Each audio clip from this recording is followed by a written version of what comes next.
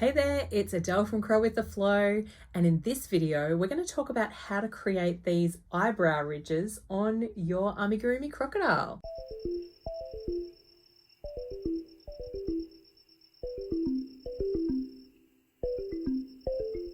As with the previous videos, this isn't going to give you the full detail of how to create this crocodile. If you're looking for that information, it will be in my pattern that's on my website. I've linked it below. Part of what gives this crocodile its unique shape is those ridges in the head. So let's work through how to create them. Firstly, you insert your hook under both loops and then count across the number that you've been requested to.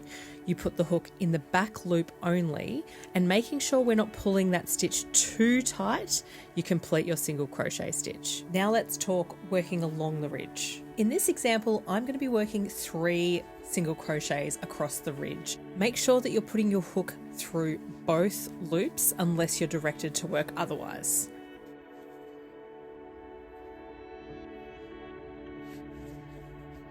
Once you've worked your single crochets across each stitch on the ridge, you're going to get back to the front loop that was left when we picked up the back loop at the start of this ridge.